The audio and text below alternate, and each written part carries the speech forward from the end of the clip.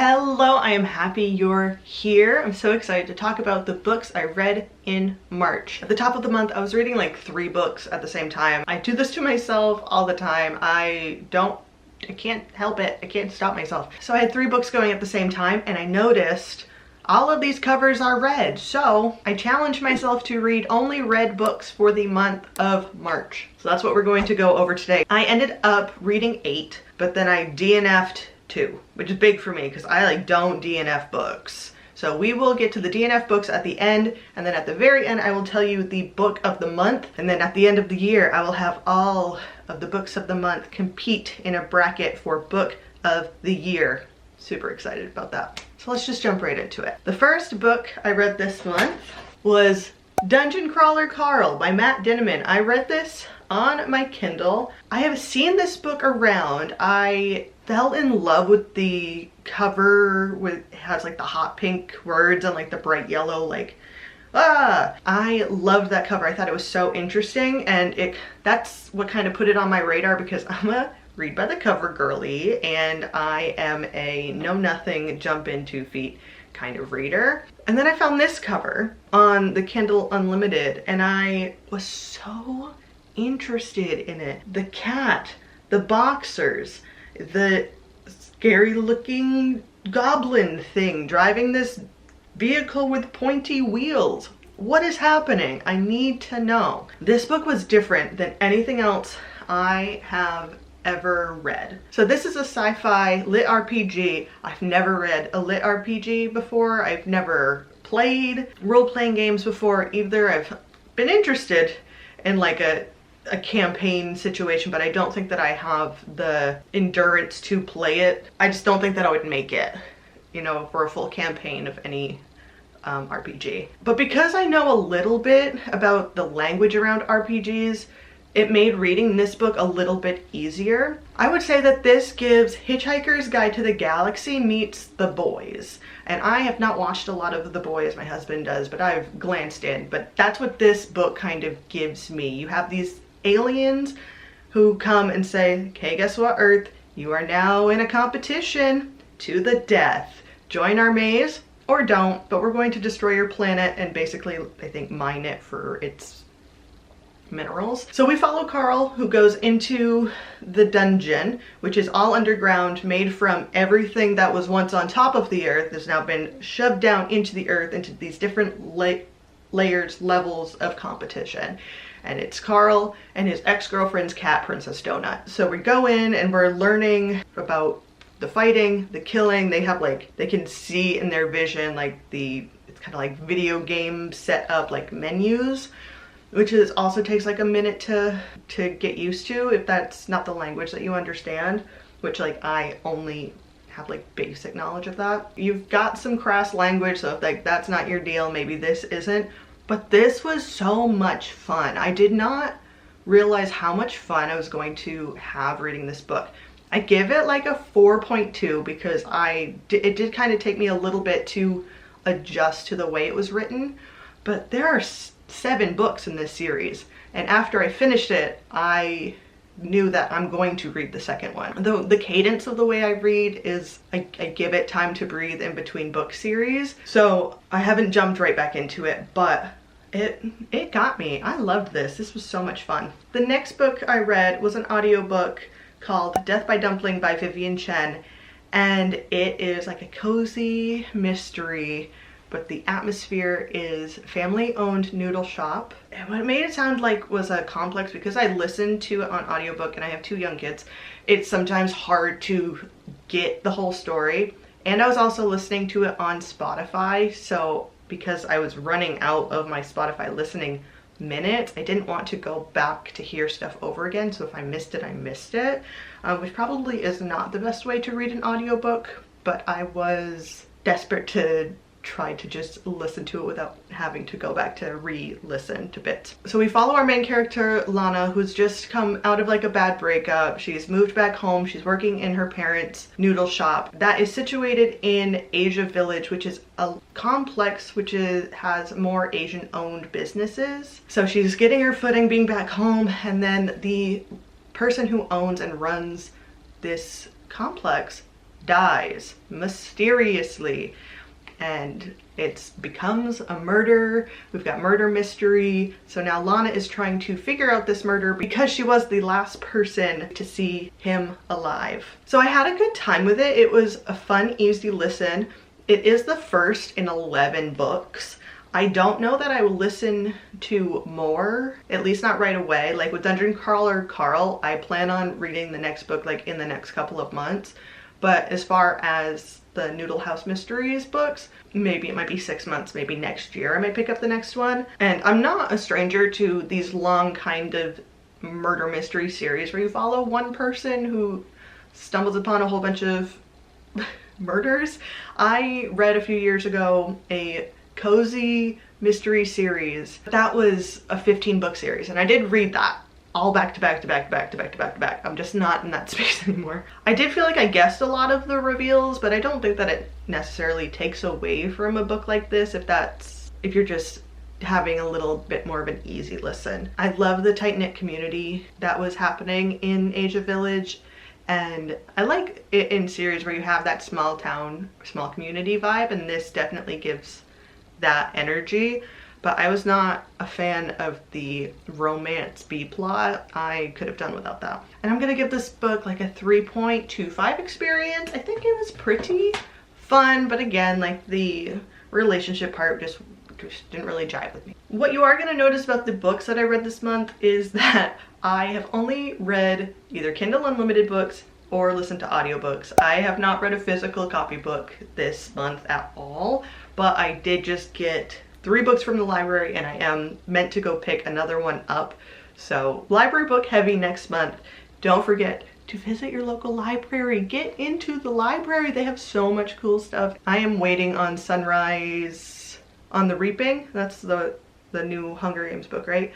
I am waiting on that from my library. I think there's like 150 people waiting for this book. So if you're not in a rush to read big popular books that cost 20-something a piece, library. So the third book I read this month was The Last Bloodcarver by Vanessa Leigh, and I have been looking at this book so much. There are 2 covers. This one I thought was absolutely beautiful. I love this cover. I think it drew me in so much. So this is a YA book. This is a fantasy book. We have a magic system going on, and it's set in a Vietnam inspired world. This book jumped right into the conflict. This is a magic system that works only through touch, and people with this magic have been basically eradicated. We're following our main character who believes that she is the last person with this magic. She calls herself a heart soother, but everyone else calls her, and anyone with her gift, a blood carver, because they believe that they are only going to use their magic, their gifts, for evil and nefarious purposes. So she ends up getting found out because she's been masquerading as a healer with like little fake tinctures and stuff, but then uses her heart-soothing power to do the healing. So it was super fun. We end up with a kind of romance subplot, which I think too much of the book focused on. I think there was maybe a bit more we could have focused on outside of that. I do think that there's a strong connection between the 2 characters that were being written about, but I think maybe romance part could have been like tampered down a little bit and focused more on their connection. The ending was such a shock, and I love an ending with a shock that I wasn't expecting. I read the last few lines and I was like, wait, what? Are you sure?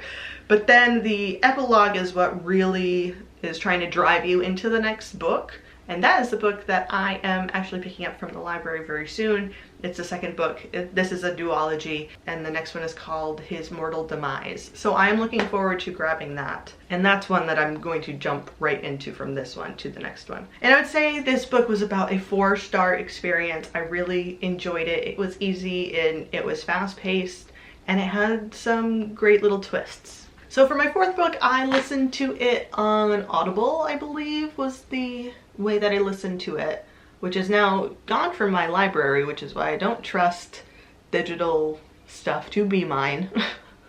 I don't trust it, which is why I consider anything through my Kindle or Audible to be borrowing. but I read The Glamourist by Luann G. Smith.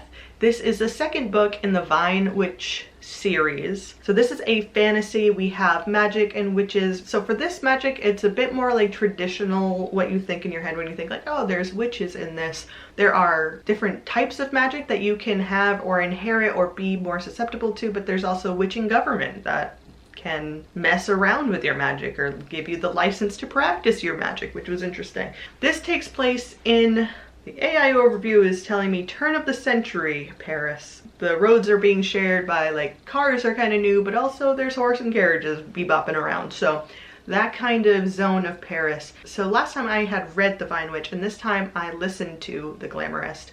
And I think listening helped me so much because I got to hear more of the French words probably pronounced correctly, at least way better than in my head when I was reading it to myself. If I do read the third book, I plan to do it on audio again. This felt so beautifully written to me, and I loved listening to it. And because I wasn't on Spotify, I could go back and listen to stuff again, so I didn't have the terror of missing anything. It had mystery, intrigue, magical law. However, everyone who doesn't have magic in this series seemed to get on board with meeting a magical person pretty easily, and I'm just wondering if it's just the time where everyone's like, there are witches around, I've never met a witch, but oh, you have magic?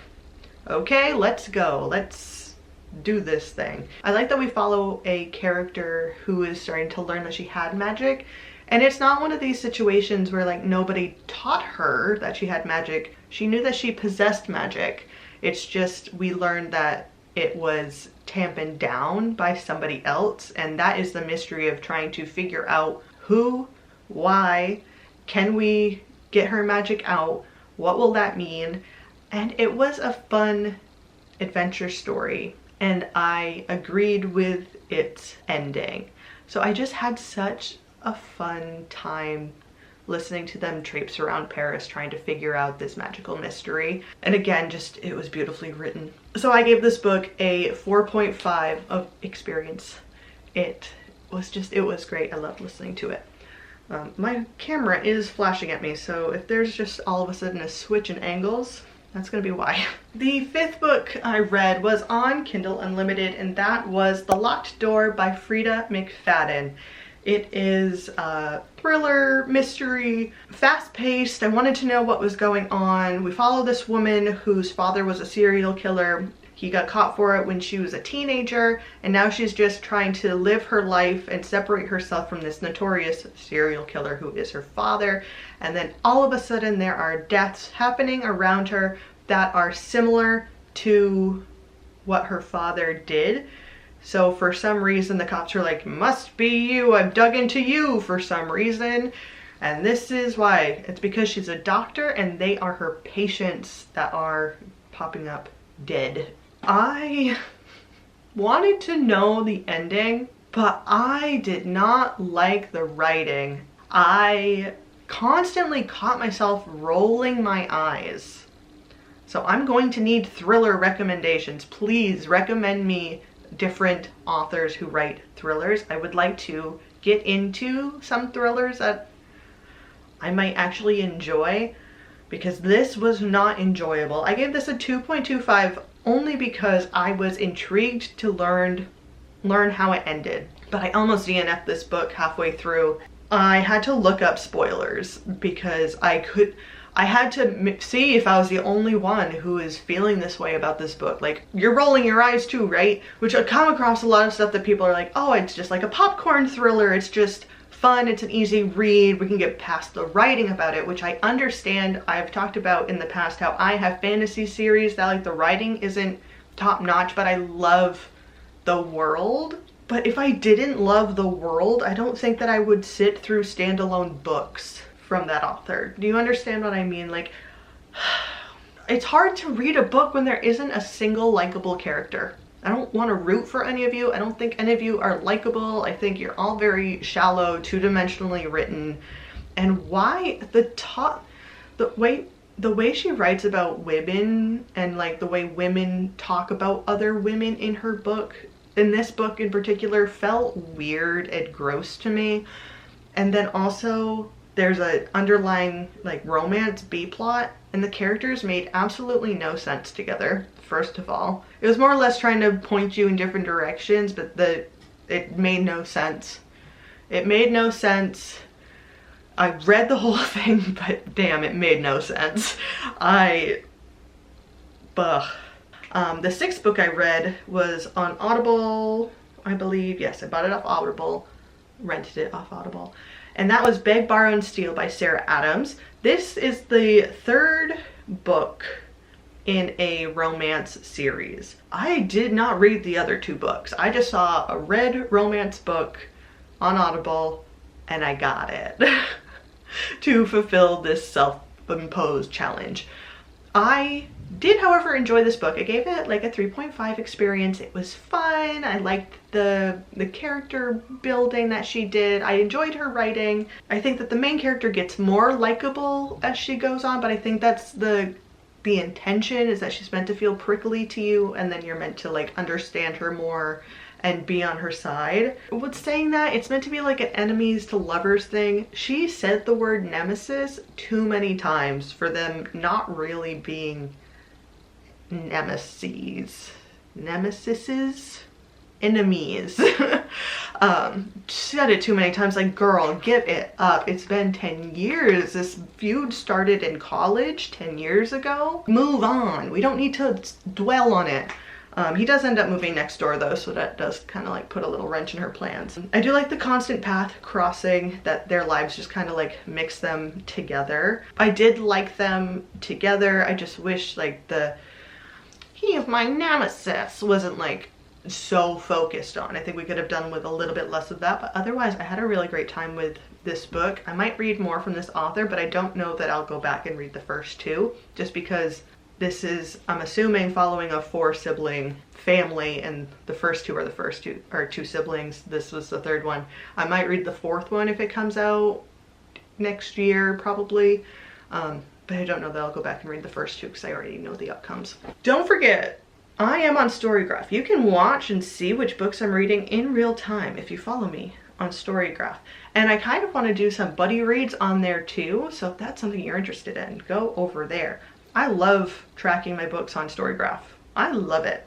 I tried to get back into seeing what Goodreads was about. I'm not going back. I love Storygraph so much. The 7th book I read was on Audible. Oh, hello. It was A Strawberry Patch Pancake House by Lori Gilmore. This is the 4th. This is the 4th book of at least a 5-book series, but the 5th book is not out until the end of this year. First book you may have heard of is The Pumpkin Spice Cafe. I read that on Kindle last year, I think. I didn't really enjoy it. I think I gave it like a 2.5. But then I listened to the next 2, and those were a 3.5 and a 3 solid. So when I was going into this one, I was like, okay, these books are getting better with quality, and I just enjoy listening to them more than actually reading it, because I think reading it made me roll my eyes a bit more. This book, however, should have skipped it. I should have skipped it. I give it a 2. I'm just so close to just DNFing it. If I didn't, I'm still gonna read the 5th one. Let's be honest, I'm gonna listen to the 5th one. And this whole series is mid at best, in my opinion. Not super well written. There was too much, like, this is a spicy book. There were too many spicy scenes in my opinion. I don't think it really drove the plot forward. And I just don't like the single dad nanny trope, I think. This was my first encounter with it, and I was not into. That was not for me. But I think that the premise is interesting, where we have Archer and he learns he has a 5-year-old daughter in Dream Harbor, where all of this takes place. I also love Dream Harbor and their weird little characters, and I like checking in on the book characters that I did like from the 2nd book especially. So he comes to Dream Harbor, he learns he has a 5-year-old, and now he's going into dad mode because the court was seeing fit that he would probably be the best option for this little girl to live with. What I hated in this book is that all of the adults were talking to this 5-year-old kid who just learned she had a dad, who he just learned he had a kid, and they were like, hey little Olive, your dad is blah blah blah blah blah. Your dad, where's your dad? Dad? Dad. She does not know this man. She does not owe him that title right away. Her mother just died in a car accident 2 months ago, and you're making her call this new stranger dad? I hated it. I have a 5-year-old. I think that's my biggest thing. I like looking at my 5-year-old going, if he got surprised with a parent and all of the grown-ups in his life were just like, your dad, that would screw up every little thought in his poor little head. Like, that drove me nuts. That was enough for me to like want to DNF. But then there's like another surprise trope at the end. I'll let you guess what it is. Okay, the 8th and final book that I read this month was on Kindle Unlimited, and that was Phantasma by Kaylee Smith. This is also another spicy romance horror book. I've never read a horror romance before. Overall, I did enjoy the story. We have magic, we have a magical competition, and we have a deadly magical competition, and some twisty turns that I was just shocked by at the end. Like, I got by that twist. Maybe you would be much more aware of it before it got there, but I was like, it's been twisted. I'm shook. So we follow Ophelia, who just inherited the family magic because her mother died suddenly, and now she is fully has the family magic. She's a necromancer. She learns that the house is in danger of being taken away because her mother owed money on it that she didn't know about. So her sister secretly enters into Phantasma, which is a magical deadly competition, to take care of it for them. And Ophelia's like, no, don't do this without me. And so she also enters this competition, but they are separated. And okay, sorry about that. She's ended up making a deal with one of the beings inside of the competition. And this is, like I said, a spicy book, spicy. And I think this is one where we could have done with like less of the spice, because it wasn't really moving the plot forward and it was getting really repetitive. But overall, I had a good time with this. I said it was like a 4-star experience. I had fun. I don't know that I'll read the next one, because at the end of Phantasma you have like a few chapters of Elantra, I believe is what it's called, which is the next book. And finally, I have 2 books that I DNF'd this month. One is a soft DNF, which I plan to pick up and try to read it again. And the other one is DNF'd. Okay. DNF'd. The first one, my soft DNF, is Red Rising by Pierce Brown. I just didn't get quite pulled into it. I got about 20 pages in, and I don't know if I was just coming off the back of a different sci-fi at that point, like finishing up Dungeon Crawler Carl, and I just couldn't like jump into this other like branch of sci-fi as easily. So I've only got like a little bit of the world building, and then plus I had renewed it because it was a library book, so I renewed it and then I just didn't get to it in time, so I had to return it to the library, which is why it's a soft DNF. I do plan to trying to read it again. I don't know that it will be anytime soon though. My other book that I DNF'd is The Boyfriend by Frieda McFadden. I think I got about 44 pages in. I just don't think she's for me. Unless you can convince me with a Frieda McFadden book that you're like, this is the best of the best of the best. People who don't like Frieda McFadden like this book. Let me know what that is, because I will give that a try. But trying to get into The Boyfriend was not happening for me. Again, it's just, everyone is written so two-dimensionally. But I thought that the idea, like where I saw it going, was interesting. You get this perspective from this kid called Tom who like leans toward, like he wants to like cause harm, but he's trying to fight these impulses to do that. And I thought that that could be like a very interesting story to follow, but I hate the way she writes women in these last two books. They are shallow, they are unlikable, they are needy, and I understand that those could all be separate flaws in an interesting character, but to have that all in the one main character you're meant to be rooting for, awful. And I got to the point where our main character, I can't even remember her name, she is out with her two friends, and the way that she's describing them, she's describing one friend and she goes, even though she's not as pretty as the other friend. Why is that even a thing, a comparison? Why are we comparing women to each other? There's a lot of like body stuff that she also puts into her female characters, and a lot of desperation for a partner and a boyfriend, where I understand there can be a want for having a companionship.